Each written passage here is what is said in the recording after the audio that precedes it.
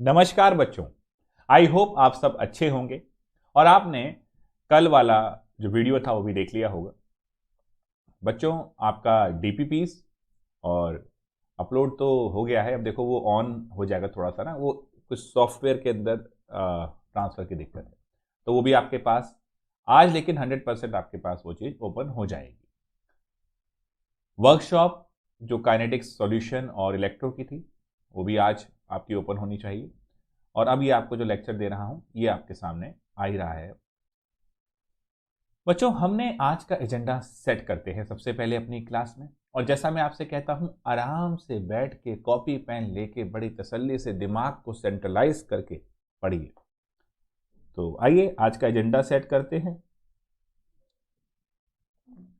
सबसे पहले बच्चों, मैंने देखा ग्रुप के अंदर आप में से कई बच्चों ने मुझे बोला कि सर एक बार टाइट्रेशन वाला जो आपने एग्जाम्पल लिया था फर्स्ट ऑर्डर रिएक्शन को समझाने के लिए, उसको एक बार फिर ले लिया जाए। तो आज का हमारा जो एजेंडा रहेगा,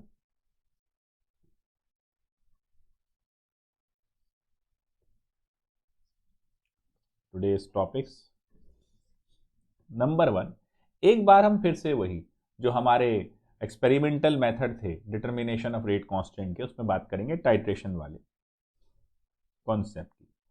टाइट्रेशन वाला कॉन्सेप्ट और बड़े ही डिटेल में फिर एक बार इसको समझेंगे। टाइट्रेशन क्या है in relation to determination of rate constant. और बच्चों, आज हम केमिकल काइनेटिक्स की थ्योरीज की बात भी करेंगे। देखो अभी जो बचा हुआ पार्ट है वो क्या क्या है, तो ये हो गया, और फिर दूसरा होता है ऑर्डर डिटर्मिनेशन। कौन कौन से तरीके हैं ऑर्डर डिटरमाइन करने के लिए। फिर तीसरा होता है थ्योरीज, कोलिजन थ्योरी। याद है मैंने आपको वो अरहीनियस बाबू के बारे में समझाया था, जहां पर वो एक्टिवेशन एनर्जी की ज्ञान आया था। अब उसमें क्या लिमिटेशन है क्या नहीं है, उन सब के बारे में भी बताऊंगा। और फाइनली फिर मैकेनिज्म, रिएक्शन मैकेनिज्म।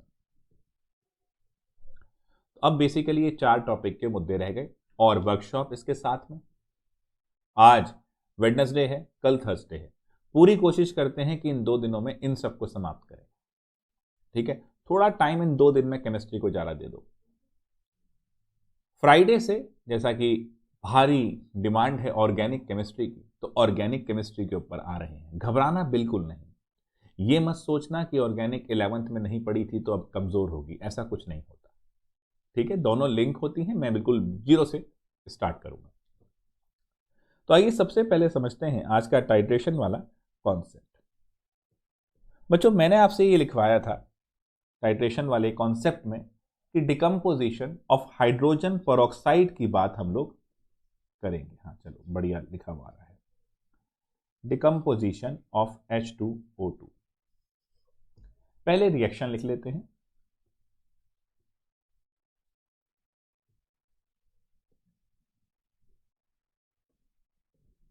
ठीक है बेटा, अब देखो बेटा यहां पर कॉन्सेप्ट क्या है, ये जो पूरा प्रोसेस है। भाई वाटर तो आपका लिक्विड हो गया, ये आपका गैस हो गया, ये भी आपका लिक्विड फॉर्म में सॉल्यूशन था ना H2O2। अब हमने एक लिया standard solution of acidified KMnO4। हम टाइट्रेशन करेंगे H2O2 की उसके साथ। टाइट्रेशन वर्ड में अगर किसी को दिक्कत है तो टाइट्रेशन होता क्या है जरा ये समझा दें। बेटा, मैंने हमेशा कहा कि केमिस्ट्री में सारी की सारी रिएक्शन एसिड बेस रिएक्शन है। अपने दिमाग में, अपने जहन में ये बात अच्छे से डाल लो। और ऑर्गेनिक केमिस्ट्री में तो आप इस चीज को डेली बेसिस पे हर रिएक्शन के साथ देखते चले जाएंगे।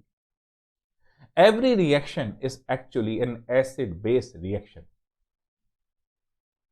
अब आइए जानकारी लेते हैं कि जो ये मैंने लफ्ज बोले एसिड बेस रिएक्शन, इसका मतलब क्या है। देखो बेटा, जब आप सॉल्यूशन के सेटअप की बात करते हैं, जैसे इस रिएक्शन की बात भी कर रहे हैं, तो एसिड और बेस एक दूसरे को न्यूट्रलाइज करने की तरफ चलते हैं। तो अगर मैं टाइट्रेशन की तरफ बात करूं तो टाइट्रेशन होता क्या है फिर समझ लो। यहां पर आप एसिड और बेस को बराबर करने चलते हैं। अब कुछ बच्चे कहेंगे कि सर बराबर करने चल रहे हैं, तो चलो ऐसा करते हैं, अमाउंट ऑफ एन एसिड को बराबर कर देते हैं अमाउंट ऑफ द बेस के। ना रे, अमाउंट में एक समस्या है। अमाउंट क्या क्या यूनिट लोगे, और बिना यूनिट के तो अमाउंट का मतलब ही नहीं है। अगर आप बेसिक स्टोइशियोमेट्री अमित सर ले रहे हैं पेज सीरीज में भी, उसमें भी देखते हैं, तो वहां पर अमाउंट बेसिकली आप मॉलिक्यूलर मास मोलर मास के टर्म में बात कर रहे हैं, यानी मोल्स के टर्म में बात कर रहे हैं। तो बच्चों ने कहा कि सर ऐसा है, अमाउंट ना लेके मोल्स के टर्म में बात कर लेते हैं। मैंने कहा चलो ये भी ट्राई मार लेते हैं। तो अगर आप बोलेंगे moles of N acid is equal to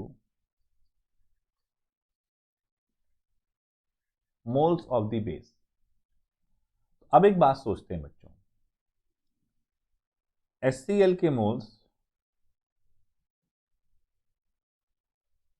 NaOH के मोल्स के बराबर आपने कर दिए। अब देखो न्यूट्रलाइजेशन रिएक्शन क्या होता है, thermodynamically H plus OH minus से रिएक्ट करता है और H2O बनता है। बड़े ध्यान से मेरी बात समझना गुरु, क्योंकि मैं आपको अब देखो यहां से आपको मैं एक चीज अपनी स्ट्रेटेजी बता दूं। मैं केमिस्ट्री पढ़ाते हुए टाइम को लिमिट करते हुए एक चीज देखता हूं कि बच्चों को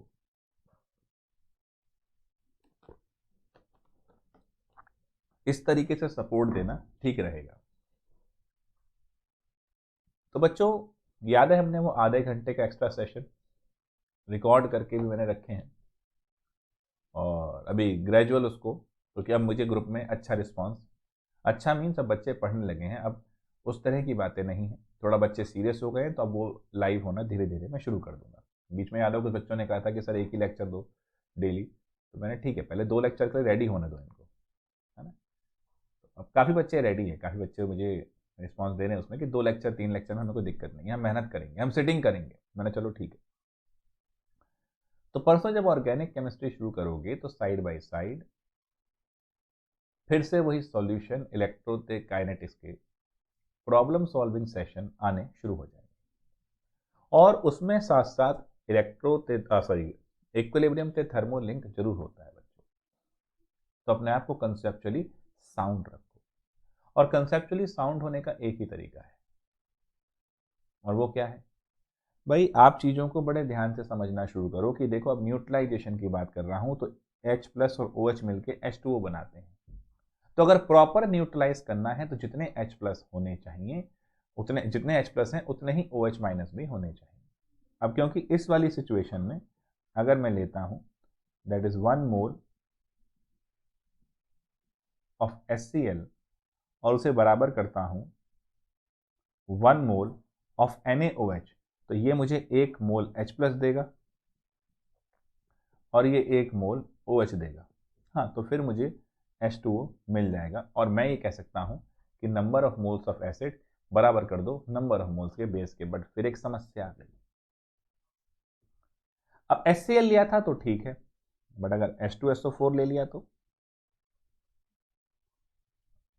1 मोल ऑफ H2SO4 को बराबर किया 1 मोल ऑफ NaOH। अब यहां फिर से गंभीर समस्या आ गई, कैसे भैया, अब ये तो 2H प्लस देगा मुझे 1 मोल में, 2 मोल H प्लस देगा, और ये 1 मोल OH माइनस देगा। अब ध्यान से देखिए, अब बैलेंस नहीं हुआ, यानी अब न्यूट्रलाइजेशन नहीं हुआ, ठीक है। और अगर अब न्यूट्रलाइजेशन नहीं हुआ इसका मतलब मोल के कॉन्सेप्ट से भी हम इसको नहीं बता सकते। अब क्या करें, अब अगर ध्यान से देखो, इसका वैलेंस फैक्टर 2 है, इसको अगर 2 से डिवाइड कर दो, इसका 1 है 1 से कर दो, तो ये 1H प्लस और 1OH माइनस हो जाएगा। और अगर मैं मोल को n फैक्टर से डिवाइड करता हूं तो बच्चे क्या आता है, yes you are right, gram equivalent. तो एक्चुअली प्रॉपर न्यूट्रलाइजेशन के लिए हम लेते हैं ग्राम इक्विवेलेंट ऑफ एसिड बराबर है ग्राम इक्विवेलेंट ऑफ बेस के। तो this is the concept of neutralization. क्यों अमाउंट नहीं ले सकते, क्यों मोल्स नहीं ले सकते, क्यों ग्राम इक्विवेलेंट लेना है, तीनों बातें पूरी तरीके से क्लियर है। अब मैं फिर से अपनी उस रिएक्शन पे आता हूं। 2H2O2 goes to 2H2O plus O2। तो मेरे बच्चे यहां पर जो कॉन्सेप्ट है वो क्या कहता है कि यहां पर हम इस H2O2 को एक standard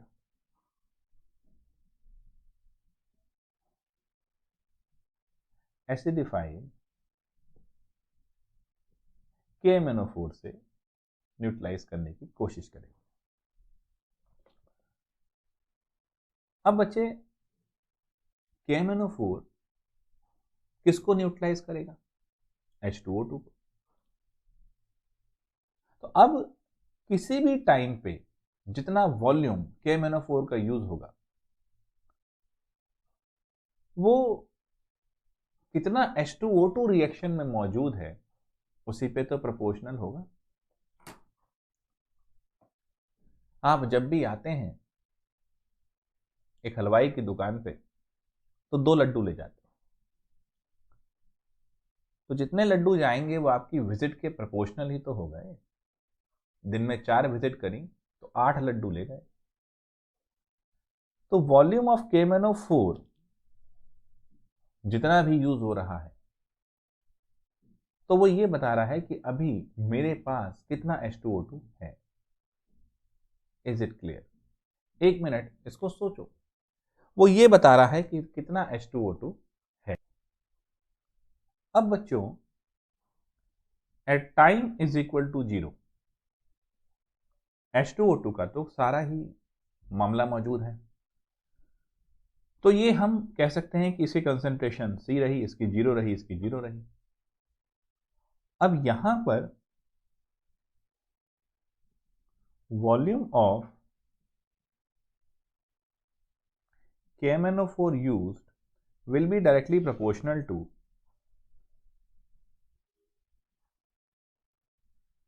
initial concentration of H2O2। ये थोड़ा इधर लिख दिया ना मैंने, इसको इधर लिख देता हूं। अब ठीक आ रहा है? हाँ अब बढ़िया लग रहा है। और एट टाइम t ये C minus C alpha C alpha by 2। तो यहां पर अब हमारी सही आया, हाँ ठीक है। Volume of KMnO4 used after time t is Vt and that is directly proportional to the remaining concentration of the H2O2। बड़ा सिंपल भाई, कितना KMnO4 लगेगा जितना H2O2 होगा, बड़ी सीधी सी बात है। रिएक्शन के आरंभ में जितना ओवरऑल वॉल्यूम KMnO4 का लग रहा है उतना ही तो H2O2 मौजूद है। और एट टाइम t कितना वॉल्यूम लग रहा है भाई, जितना उस समय बचा हुआ है। क्लियर?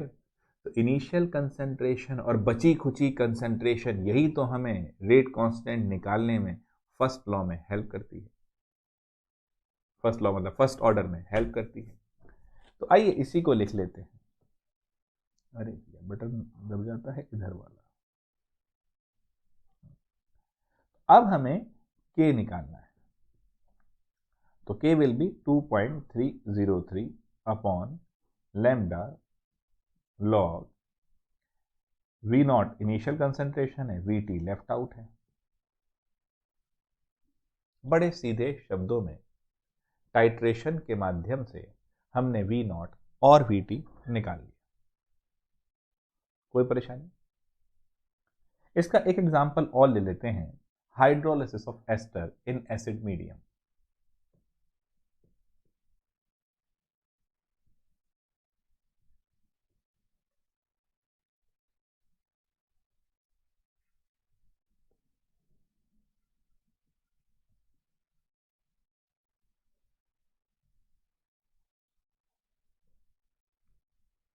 ये क्या है दोस्तों? देखो, एस्टरिफिकेशन मैंने आपको समझाया था, और उसमें किस तरीके से एस्टर बनता है और पानी डालने पर वापस एसिड से अल्कोहल बना लेता है। तो एक तरह से एस्टर क्या है?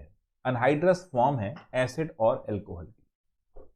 ठीक वैसे ही जैसे ईथर अनहाइड्रस फॉर्म है अल्कोहल की, और to some extent alcohol anhydrous form है वाटर की। अब क्या कर दें? चलिए पहले इस रिएक्शन को जरा समझते हैं। रिएक्शन है CH3COO C2H5 plus H2O under the influence of some acidic medium. Acidic medium डालने से थोड़ी सी आयंस की कंडक्टिविटी का एक रेशो बढ़ जाता है, और फिर हमें मिलेगा एसिड और साथ में एल्कोहल। अब क्या मिल रहा है भैया? एसिड मिल रहा है। क्या मिल रहा है? एसिड। ठीक है, तो अगर एसिड मिल रहा है तो अगर आप किसी बेस के साथ इसको टाइट्रेट करेंगे, अभी समझाया टाइट्रेशन, एसिड की जो मात्रा है, जो कंसंट्रेशन है, उसको हम बाहर से एक बेस के साथ टाइट्रेट करा के मालूम कर सकते हैं। मेरी बात समझ में आ गई? एसिड की जो मात्रा है उसे एक बेस के साथ टाइट्रेट करके मालूम कर सकते हैं। तो क्या करें? तो इस चीज को लिख लो।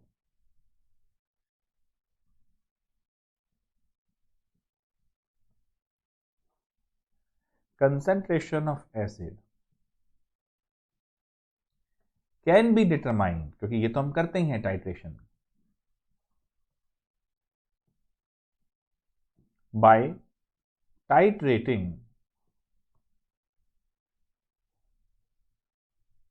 the reaction mixture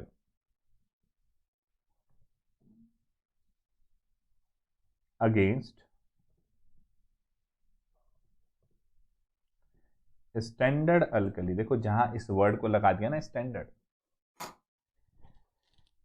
इसका मतलब हो गया कि इसकी भाई साहब सब कुछ पता है हमें, इसकी कंसंट्रेशन पता है, इसका पूरा माहौल पता है। जहां हमने क्या लगा दिया? स्टैंडर्ड।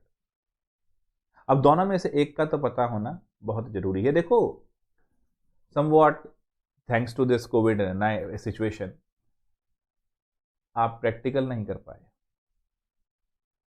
अदरवाइज आप ये वॉल्यूमेट्रिक एनालिसिस टाइट्रेशन करते और वहां आप एक इक्वेशन लगाते, that is N1V1 is equal to N2V2, यानी बेसिकली NaVa एसिड के बराबर करते आप NbVb। हाँ सही आया। तो बेटा ये NaVa होता क्या है? अभी तो लिखा टाइट्रेशन में, ग्राम इक्विवेलेंट ऑफ एसिड को आप बराबर करते हैं ग्राम इक्विवेलेंट ऑफ बेस के, और नॉर्मेलिटी क्या होती है बेटा? Gram equivalent by volume. तो ग्राम इक्विवेलेंट क्या हो गया? NV, तभी तो ये लिखा जाता है, जिसको आप नॉर्मेलिटी इक्वेशन कहते हैं। और इन जनरल सेंस अगर मैं HCl और NaOH लूंगा तो HCl और NaOH दोनों की नॉर्मेलिटी और मोलैरिटी, बिकॉज वैलेंस फैक्टर 1 है तो सेम आएगी, वहां कोई दुविधा ही नहीं है, आनंद है वहां जिंदगी। तो वहां MaVa इजिकल टू MbVb कर सकते हो। खैर वापस आते हैं इसी सिचुएशन पे। अब भैया मेरे आप यहां पर टाइट्रेशन करके निकालना चाहते हैं CH3COH की कंसंट्रेशन। यहां एक समस्या और है, कैटलिस्ट भी तो एसिड है, वो भी तो रिएक्ट कर जाएगा, वो भी तो आनंद लेगा।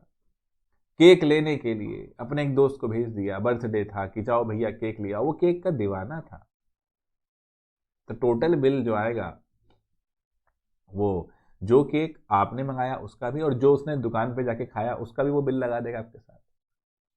तो मेरे बच्चे, उसी तरीके से जब आप NaOH के साथ टाइट्रेशन करेंगे तो जो आप चाह रहे थे एसिडिक एसिड का अमाउंट कंसंट्रेशन निकालना, उसके साथ साथ H+ डाला है उसका भी तो आएगा। तो भैया अब इसको लिख लेते हैं जरा। अरे ये क्या हो गया भैया, ये पेज फालतू आ गया, चलो कोई नहीं, इसे भी लिख रहा हूं, कंफ्यूज मत होना। तो बेसिक बात क्या हो गई कि initial stage when t is equal to 0 था, तो यहां पर volume of NaOH used will be equal to concentration of catalyst जो आपने H+ डाला है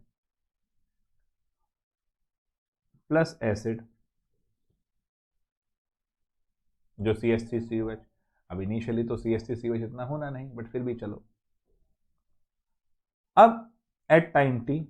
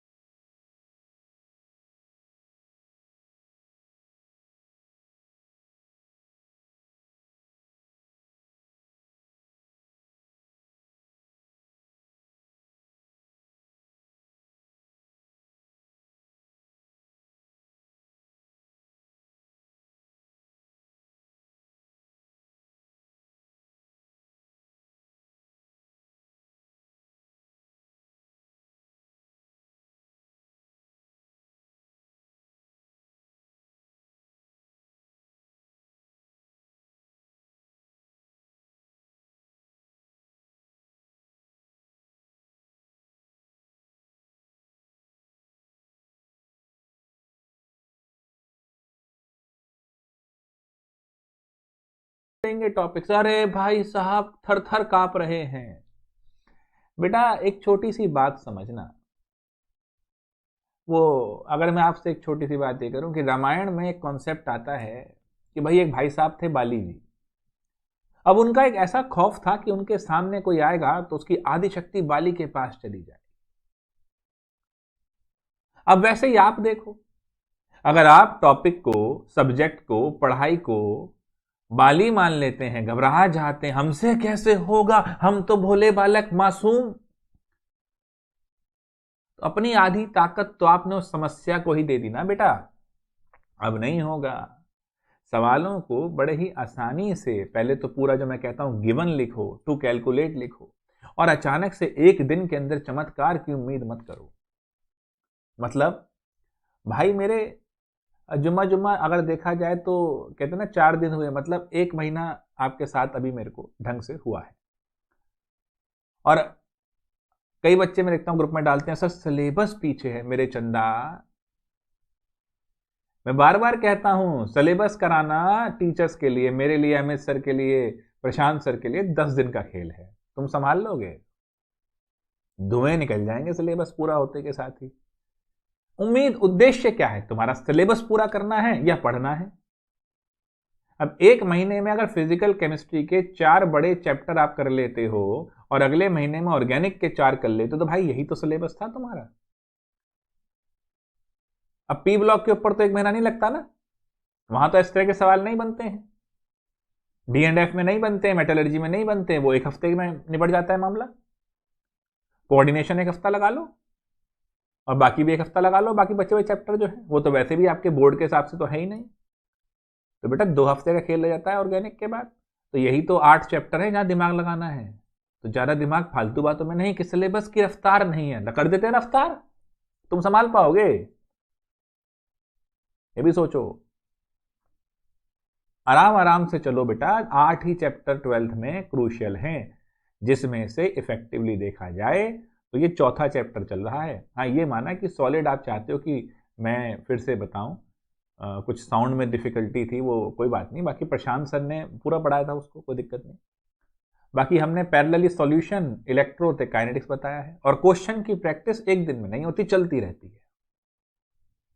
तो वो चलेगी भाई साहब, अलॉन्ग विद ऑर्गेनिक भी चलेगी, तो परेशान मत हो, व्यथित मत हो, ठीक है ना। जरा दुनियादारी की बातों में उलझ के अपने आप को बर्बाद मत करो। मैं देखता हूं बहुत सारे स्ट्रेटेजिस्ट बैठे हैं यूट्यूब पे जो स्ट्रेटेजी का ज्ञान दे रहे होते हैं। हिंदुस्तान में यही समस्या है। सदगुरु ने एक बार बहुत बढ़िया चीज कही थी कि भाई साहब कॉन्सेप्ट क्या है, आप किसी भी चाय वाले के पास चले जाओ, किसी भी नुक्कड़ वाले पे चले जाओ, कहीं भी आप नुक्कड़ में बैठे हैं और आप ये देखते हैं कि वहां पर वो सारा ज्ञान पे लेंगे कि भाई साहब प्रधानमंत्री को ऐसे करना चाहिए था, विराट कोहली को ऐसे खेलना चाहिए था, और गांगुली ने ये गलत किया था। वो सारा ज्ञान देंगे आपको, अपने ज्ञान में निपुण नहीं होंगे, अपने काम में नहीं ध्यान देंगे। बस हिंदुस्तान में ये एक बहुत बड़ी समस्या है। स्ट्रेटेजी बहुत बन रही है, मुझे भी आपने बोला है कि सर स्ट्रेटेजी वाला वीडियो, की आदत पड़ गई ना स्ट्रेटेजी वाला वीडियो। भाई स्ट्रेटेजी क्या है? ये काम कैसे करेंगे, ये काम ऐसे करेंगे, भाड़ में गया। किसी भी काम को करने का एक ही तरीका है, उस काम को करना शुरू कर दो। The best way to do anything is start doing it. समस्याएं आएंगी, उन समस्याओं को आप भिड़ेंगे, उन्हें सॉल्व करेंगे, तभी आपका उस चीज में परफेक्शन आएगा। ये आप ध्यान रखिए। अब वो आदत छोड़ दो भाई कि कोई आएगा मदद करेगा तभी ऊपर उठेंगे, नहीं तो हम तो डूबते ही चले जाएंगे। तो जितने भी ये स्ट्रेटेजिस्ट बनाने वाले हैं, स्ट्रेटेजी बनाने वाले हैं, जिस तरह से ये मोटिवेशन है, अरे भैया मोटिवेशन स्ट्रेटेजी एक तरफ रखो, जिंदगी और मौत का सवाल बनाने की कोशिश करो, तब कुछ होता है। एक फिल्म आई थी दोस्तों, मैं देख रहा था, बैटमैन की थी वो, आई थिंक बैटमैन राइजिंग थी या सेकंड मूवी थी। उसमें उसको ना वो एक गड्ढे से में होता है, कुएं से में होता है, तो उसको उससे निकलना होता है आजाद होने के लिए। वो भाई साहब बहुत दिन तक जंप मारते रहते हैं, एक बंदा उनसे कहता है कि देखो बेटा, ये जो तुम रस्सी बांध के कूदते हो ना, तो तुम्हारे मन में ये होता है कि चलो अगर मैं चूक भी गया तो रस्सी मुझे बचा लेगी। तो तुम्हारे पास एक विकल्प है, जो मैंने पहले भी कहा था, संकल्प ऐसा लो जिसका विकल्प ना हो।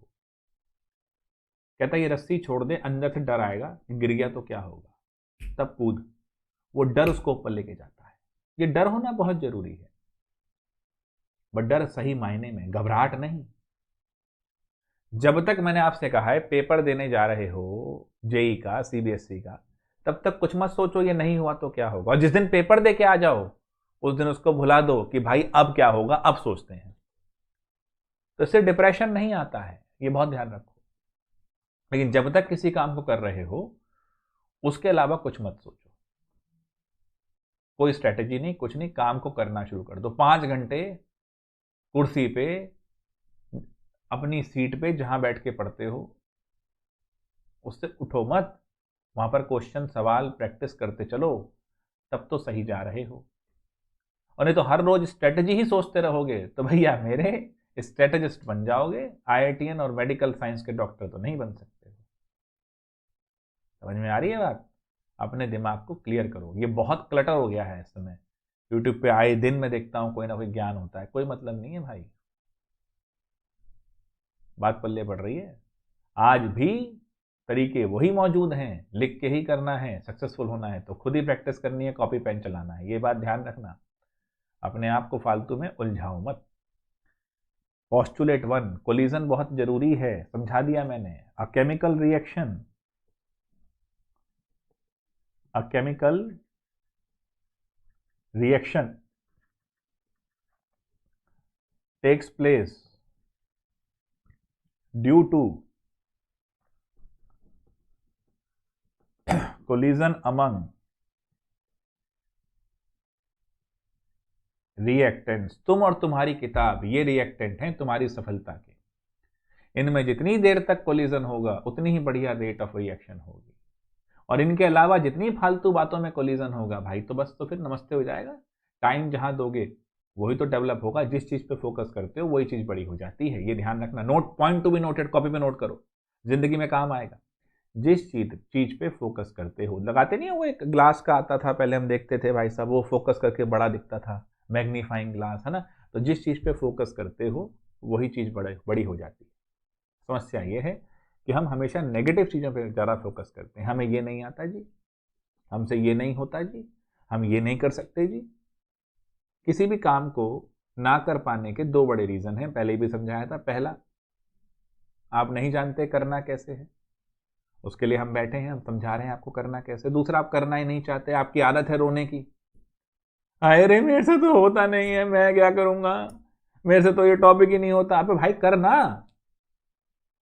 किसने रोका है? करता क्यों नहीं? पेन क्यों नहीं उठाता? कब तक रोता रहेगा जिंदगी में कि फलाने की वजह से नहीं हुआ, ढिमकाने की वजह से नहीं हुआ, उसने ये नहीं करा, मेरे को। अरे उसने नहीं, तुझे करना है भाई। पेन तुझे उठाना है, कॉपी पे तुझे लिखना है, खाना तू नहीं खाएगा और कहेगा मेरा दूसरा खाएगा तो पेट भर जाएगा मेरा, ये तो नहीं होगा ना यार। क्यों नहीं समझते हो इन बातों को? तो कोलिजन तो खुद ही करना होगा। ये लो जी, फिर ये चालू हो गया। हाँ, तो कोलिजन तो खुद ही करना होगा। जितना ज्यादा किताबों से टकराओगे, बैठ के टाइम लगाओगे, उतनी बढ़िया रिएक्शन रेट होगी। पोस्टुलेट 1 हो गया। पोस्टुलेट 2, अब इफेक्टिव कोलिजन भी होना चाहिए। बैडमिंटन खेला है गुरु? बैडमिंटन 2 चीजें होती हैं देखो। पहला, वो एक नेट लगा होता है।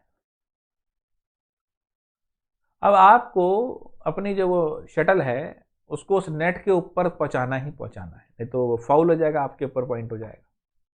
और शटल का अगर साइज इस तरीके का है, देखते हैं आप, ऐसे ऐसे वो लगे होते हैं और यहाँ मोटा सा होता है, तो आपके रैकेट पे ये हिस्सा टकराना चाहिए। अगर ये टकरा गया तो वो तो रैकेट में ही धंस जाएगी भाई।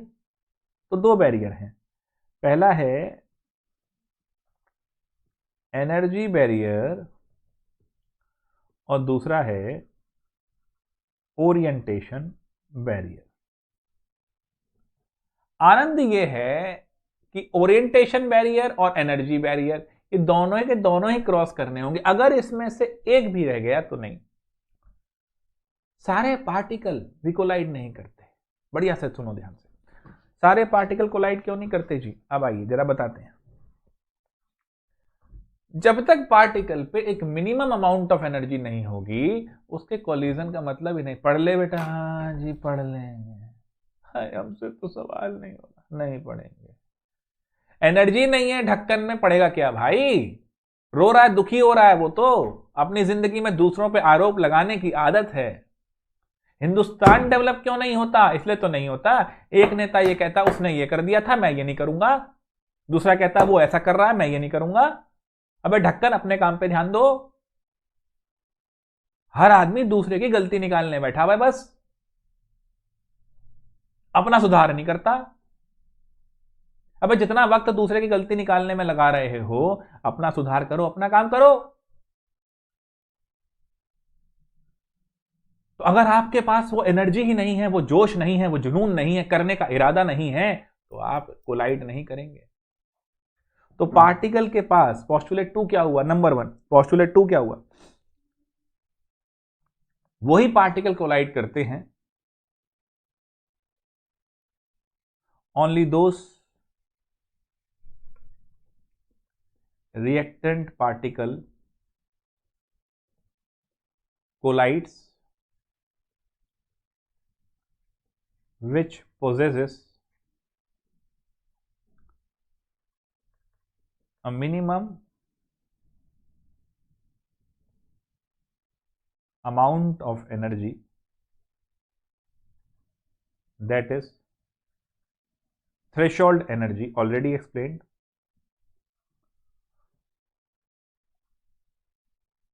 अब इसका क्या मतलब है भाई साहब? थ्रेशोल्ड एनर्जी फिर लिख देते हैं।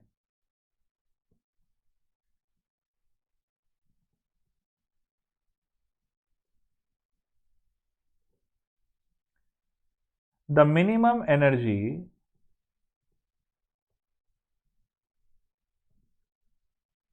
required to initiate a process। 200 रुपए की थाली है रेस्टोरेंट में, हमारी जेब में 198 है, नहीं मिलेगी थाली। जब तक मिनिमम अमाउंट नहीं होगा नहीं मिलेगी। अब यहां भी बात समझ में आ गई जी, minimum energy required to initiate a process की कॉन्सेप्ट। अब बच्चों, इतनी एनर्जी चाहिए, मान लो अब वो 200 रुपए की थाली थी, आपके पास लेट से 190 रुपीज थे, 10 रुपए और चाहिए। जो 190 थे ये रेजिडुअल अमाउंट है जो आपके पास था, 10 रुपए आपको और चाहिए थ्रेशोल्ड तक पहुंचने के लिए। यानी किसी भी पार्टिकल को एक लेवल तक पहुंचाने के लिए जो एक्स्ट्रा एनर्जी देनी पड़ेगी ताकि वो थ्रेशोल्ड तक पहुंच जाए और रिएक्ट कर जाए, उसे बोलते हैं एक्टिवेशन एनर्जी, जो एक्टिवेट करती है। तो एक्टिवेशन एनर्जी क्या हो गई जी?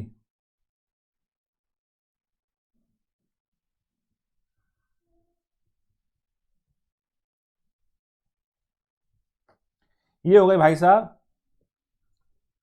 Threshold energy minus average kinetic energy of reacting molecules. कोई दिक्कत बालक? बड़ा आसान। मतलब क्या है? अमा यार आप यहां खड़े हो, कुछ तो जानते ही हो ना केमिस्ट्री में, बिल्कुल ही जीरो तो नहीं हो। और लेट से आईआईटी का लेवल ये है, नीट का लेवल ये है, तो मैं इतनी एनर्जी आपके अंदर घुसाऊंगा तब जाके आप उस लेवल को टच कर पाएंगे, तब आप एक्टिव हो पाएंगे। इतनी तो मिनिमम चाहिए ही चाहिए, तो ये एक्टिवेशन एनर्जी हो जाएगी आपकी। इसके लिए सब सही डायरेक्शन में काम होना जरूरी है, जो मैं लगातार आपके साथ कर रहा हूं। फिर मैंने वो ग्राफ समझाया था कि भाई साहब ये हिस्सा एनर्जी का ले लो, ये रिएक्शन कोऑर्डिनेट ले लो,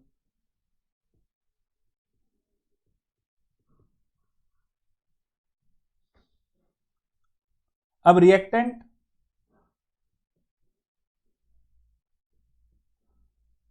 इस वाले पॉइंट से शुरू हुए, यहां पर एनर्जी बैरियर था, थ्रेशोल्ड एनर्जी थी, यहां से वापस आए, ये ओवरऑल रिएक्शन में ये हुआ। तो व्हाट यू कैन से कि this is your threshold energy.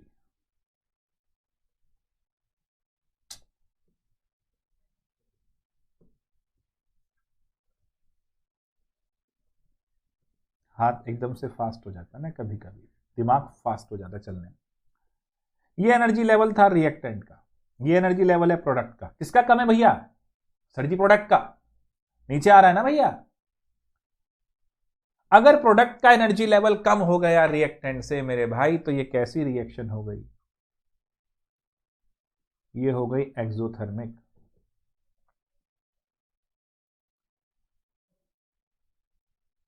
अब सोचो, ये जो एनर्जी लेवल है, ये activation energy of forward reaction, और ये क्या हो जाएगा? Activation energy of backward. भैया जिसमें एक्टिवेशन एनर्जी ऑफ बैकवर्ड ज्यादा हो जाए, इसका मतलब वो रिएक्शन फॉरवर्ड डायरेक्शन में जाना चाहती है, फॉरवर्ड डायरेक्शन में स्टेबल है, क्योंकि एनर्जी लेवल भी कम हो रहा है। फाइनली थर्मोडायनेमिकली ये रिएक्शन कंट्रोल्ड है। तो these reaction are thermodynamically controlled reaction.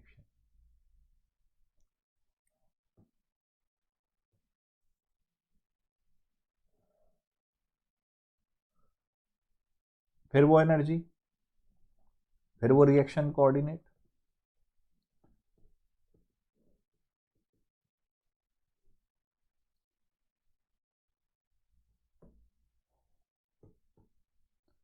फिर वो जाना और ऐसे आ जाना। यहां पर अगर आप देखें, अब ये वही थ्रेशोल्ड एनर्जी,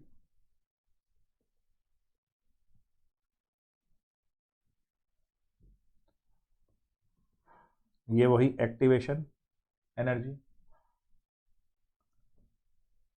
अब ये एक्टिवेशन एनर्जी बेटा फॉरवर्ड की हो गई, और ये एक्टिवेशन एनर्जी बेटा बैकवर्ड की हो गई। सिंपल, सादा जीवन उच्च विचार वाला कॉन्सेप्ट, बहुत ही आसान। अब अगर आप ध्यान से सोचें, यहां पर बैकवर्ड वाले की एक्टिवेशन एनर्जी कम है फॉरवर्ड वाले से, यानी ये एंडोथर्मिक रिएक्शन हो गई।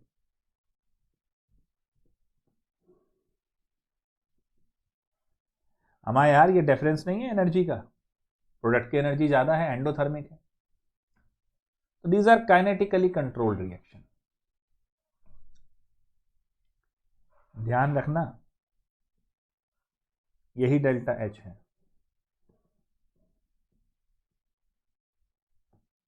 थर्मोडायनेमिकली सवालों में दूंगा, अभी भूल जाओगे नहीं तो।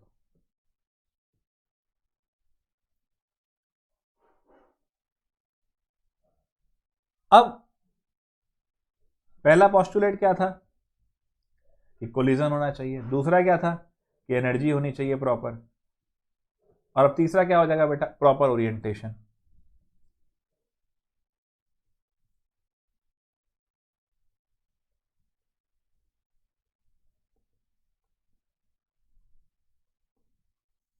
मींस ओरिएंटेशन बैरियर की बात की जाए।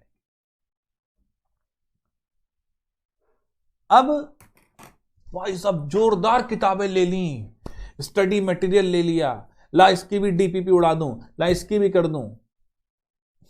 This is not the proper way of doing things. पहले भी एग्जांपल दिया था वो राजा वाला। हमारा एनर्जी भी है, जोश भी है बहुत जोरदार, फोड़ देंगे, लेकिन ओरिएंटेशन प्रॉपर नहीं है, गलत ओरिएंटेशन चला गया। मेरे बच्चे एक बात मैं देखता हूं, मेडिकल साइंस में हमें ये चीज सिखाई थी, और जब मैं टीचिंग के अपने स्टार्टिंग के 5-6 साल था तो भी मैंने ये चीज़ देखी थी। मेडिकल साइंस में हमें थर्ड ईयर से ही पोस्टिंग दी जाती है, बट हमारे सीनियर्स के साथ दी जाती है। ये नहीं पेशेंट दे दिया फोड़ दे इसको, ऐसा नहीं। उसके बाद 1 साल की इंटर्नशिप होती है, फिर भी हम सीनियर डॉक्टर्स के साथ लगे रहते हैं, वो हमें सिखाते हैं चीज़ें जो उन्होंने इतने सालों में प्रैक्टिस करी है तब सीखी है। जब मैं टीचिंग के अपने स्टार्टिंग दौर में आया, चाहे मेरा वो आप लगा लो जिस भी मेरे सेंटर्स के साथ में लगा हूँ, सारे ही सेंटर हमारे बड़े स्टेब्लिश हैं। पाई के साथ था, फिर बीएमसी के साथ भी एक लंबा टेन्योर हुआ। तो स्टार्टिंग के 2-3 साल हमारी ट्रेनिंग बहुत होती थी, मतलब सीनियर टीचर्स के साथ उनका एक्सपीरियंस होता था और वो हमें बार बार गाइड करते थे कि ये ऐसे होगा, बच्चा ऐसे करेगा, ये चीज़ आनी चाहिए, ये सब। क्योंकि वहाँ पर पेशेंट्स भी ठीक कर रहे हैं तो उनकी ज़िंदगी का सवाल है, यहाँ पर भी करियर का सवाल है। तो विदाउट एक्सपीरियंस नहीं आता कि ये चीज़ रेलेवेंट है और ये नहीं है। आजकल मैं देखता हूँ यूट्यूब वगैरह पे हम देखते हैं तो I am not against it, बिल्कुल अगेंस्ट नहीं हूँ। पढ़ाना बिल्कुल अच्छी बात है और जितने लोग पढ़ाने में आएंगे उतना अच्छा है। इंडिया को जरूरत है टीचर्स की। लेकिन एक चीज़ सोचिए, आप सब्जेक्ट पढ़ा रहे हैं और आप जो स्ट्रेटेजी बता रहे हैं वो स्ट्रेटेजी काम की नहीं है, आप पढ़ाइए बस। क्योंकि अभी वो स्ट्रेटेजी बच्चों के लिहाज से वो एक्सपीरियंस वाली चीज़ नहीं है। अभी आपको एक्सपीरियंस गेन कर रहे हैं। तो बच्चों इसलिए बार बार कह रहा हूं, स्ट्रेटेजी पे ध्यान नहीं देना है, अपने काम पे ध्यान देना है। प्रॉपरली ओरिएंटेशन बहुत ज़रूरी है। मेंटर संभालना बहुत जरूरी होता है, कौन हमारे को मेंटरिंग करेगा। सलाहकार बहुत इंपॉर्टेंट होता है बच्चों, किसकी सलाह आप मानेंगे। मैं ये भी नहीं कहता कि आप मेरी ही मानिए, बट मैं ये कहता हूं कि हाँ, मैं अपने 15-20 सालों के निचोड़ को लेकर आता हूं और मैं आपको बताता हूं कि ये चीज़ ज़रूरी है, ये नहीं है, इस टाइम पे ये करनी ज़रूरी है। कई बच्चे मुझे कहते हैं सर सीक्वेंस। बेटा सीक्वेंस एनसीईआरटी ने अपने हिसाब से बनाई है, बुक्स ने अपने हिसाब से बनाई है, मैं बना रहा हूं आपके हिसाब से। इसके बाद मैं ये प्लेस करूंगा तो बेटर अंडरस्टैंडिंग होगी। बात पल्ले पड़ रही है कि वो आपके हिसाब से बेटर कैसा आप समझ सकते हो, क्या जरूरी है, वो बनाई जा रही है। तो वहां पर मैं अपना एक्सपीरियंस इसमें ऐड करता हूं। महाभारत में बेटा दोनों चीज थी। कौरवों के पास ध्यान से देखो सब कुछ था, सेना थी, सब चीजें थी, बट सलाहकार शकुनी था। पांडवों के पास संसाधन सारे कम थे, सेना नहीं थी, बहुत सारी चीजें कम थी, बट सलाहकार श्री कृष्ण थे। मैटर करता है सलाहकार, किसकी सलाह आप ले रहे हो। इस प्लेटफॉर्म पे हम आपको बड़ी सही सलाह दे रहे हैं, सब चीज़ बता रहे हैं, और मेरी तो सिर्फ एक ही सलाह है, किसी भी काम को करना है उसे सही तरीका क्या उसे करने का, भाई सीधा सा बात है, उसे करना शुरू कर दो, ज़्यादा मत सोचो, कॉपी पेन लो और चैप्टर करना शुरू कर दो। केमिस्ट्री में तो भैया मैं आपसे कह रहा हूँ 8 ही चैप्टर है, हर चैप्टर पे 1 हफ्ता लगाओगे, 8 हफ्ते, 2 महीने हो गए, दिसंबर जनवरी और खत्म। फिर बाकी तो रटने वाले ही हैं, आराम से हो जाएंगे, कोई टेंशन नहीं। रटने वाले मतलब ये नहीं कोई लॉजिक ही नहीं है उसमें, ये भी नहीं कह रहा हूं मैं, गलत गलत मत लेना मेरे शब्दों को। मैं ये कह रहा हूं कि उसमें बहुत ज़्यादा नहीं दिमाग घुसाना है, एक कहानी चलेगी, सुनते चले जानी है। तो बस भरोसा रख के इस तरह चलो। काइनेटिक्स की थ्योरी पे आ गए हो, एक क्लास और है कल जिसमें मैकेनिज्म के बारे में समझाऊंगा। जो सारा ये पढ़ लिया हुआ तो मैकेनिज्म समझना बहुत आसान हो जाएगा, इसलिए मैंने पहले नहीं लिया उसको। तो घबराओ मत भाई, पता है चीज़ें कैसे मूव करेंगी। तो प्रॉपर ओरिएंटेशन इसलिए कह रहा हूँ बहुत ज़रूरी है। आपके पास एनर्जी भी है, जोश पूरा है, और वो कहते हैं ना जोश के साथ होश होना चाहिए, ये वो होश है। प्रॉपर ओरिएंटेशन से कोलाइड होगा तभी प्रोडक्ट बनेंगे, नहीं तो नहीं। चाहे एनर्जी थ्रेशोल्ड से क्रॉस कर ली हो, चाहे एक्टिवेशन बहुत बड़ी हो, लेकिन ना, जब तक प्रॉपर ओरिएंटेशन नहीं होगा कुछ नहीं होगा रे, ये ध्यान रखना। कहने का मतलब क्या है मेरा, मान लो हम ये कहना चाह रहे हैं बेसिकली कि the reactant molecule must collide in a proper manner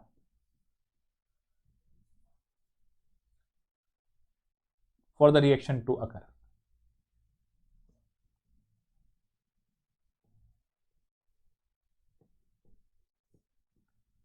अगर वो प्रॉपर मैनर में नहीं टकरा, अरे भाई साहब देखो ना, हमने लिया H2 plus I2 goes to 2 high. अब आनंद क्या है, H हमारा ऐसा था, I हमारा ऐसा था।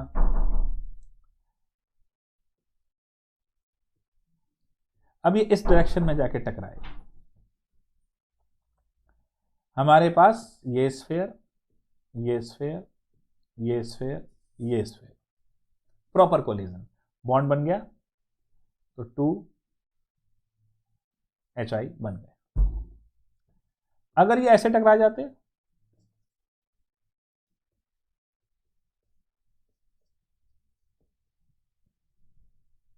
ऐसे,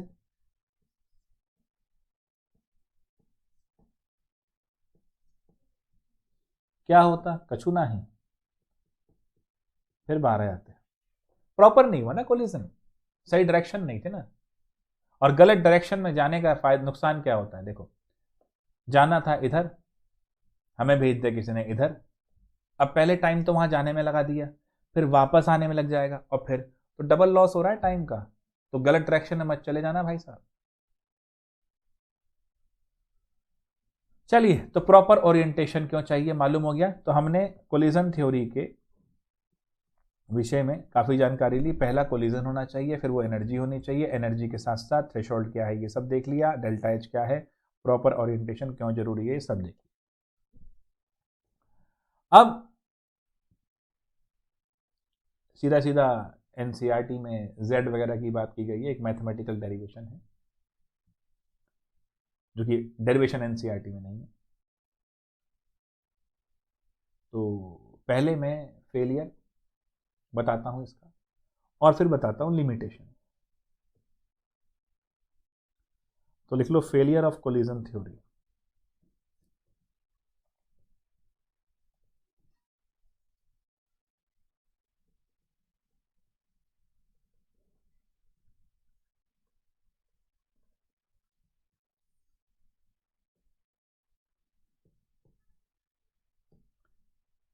भाई कुछ केसेस थे,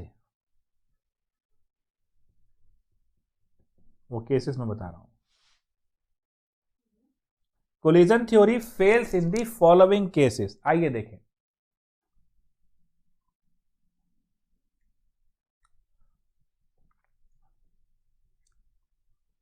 कोलिजन थ्योरी फेल्स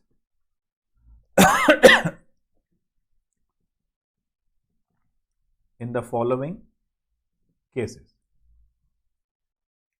नंबर 1, भाई चेन रिएक्शन पता है बच्चों, वही एटम बम वाली। अब भाई साहब उसमें तो वो तो बहुत फास्ट होती हैं, उनको ये नहीं समझा पाई हमारी collision theory. So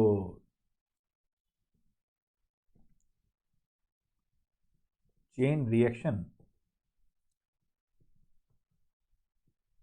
proceeds at a very high rate which is much higher,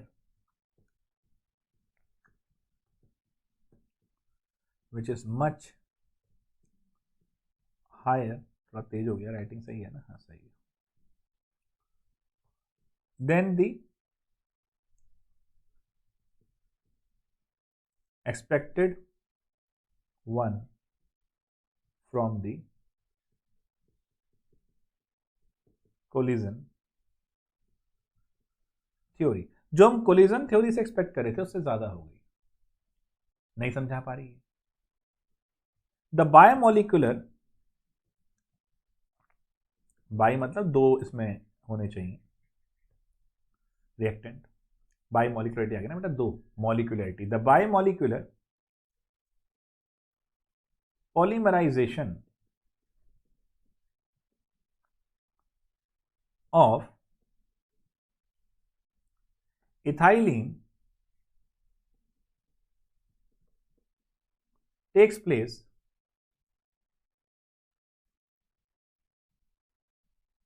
at a rate which is slower than the theoretical rate determined by collision theory.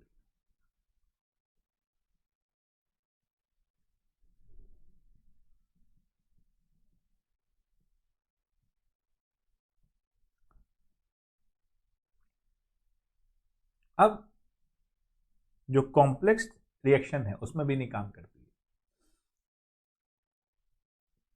Enable to predict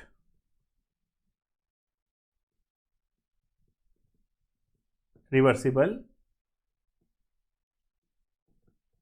and complex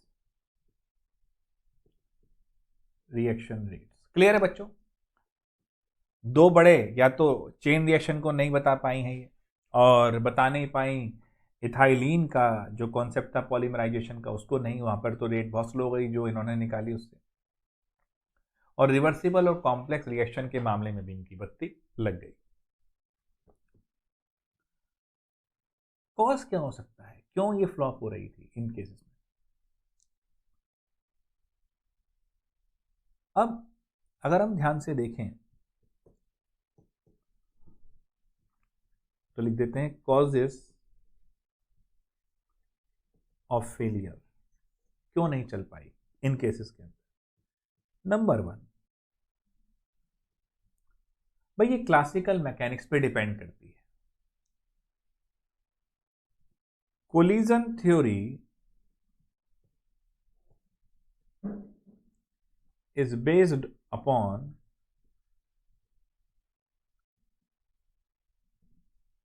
classical mechanics.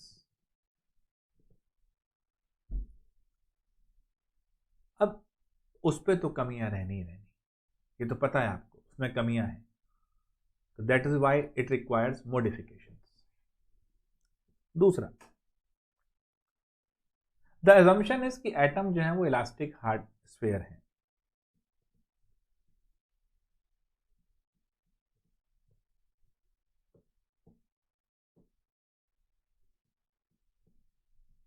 The assumption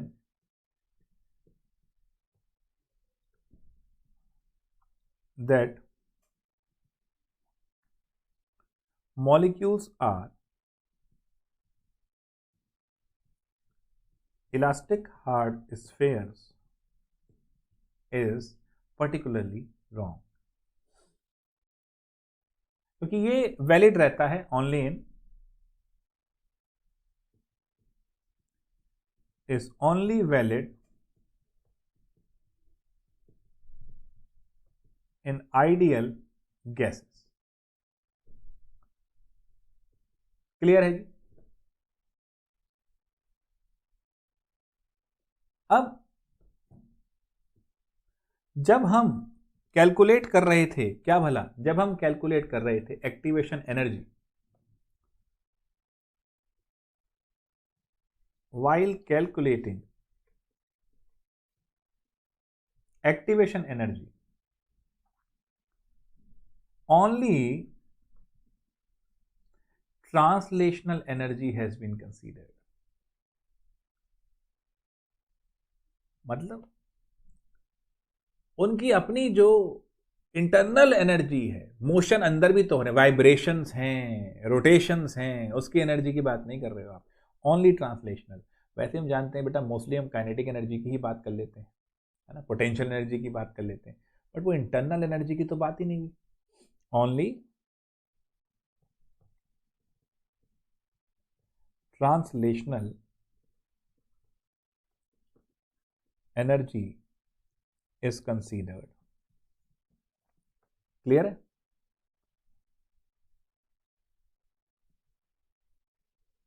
no consideration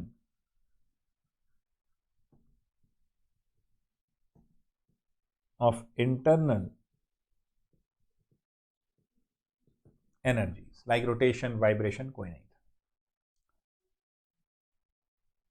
सो इन सब की वजह से जो correct representation होना चाहिए था complex reaction का, या आप कह सकते हैं लार्ज एंड कॉम्प्लेक्स मॉलिक्यूल के साथ, वो नहीं हो पाया।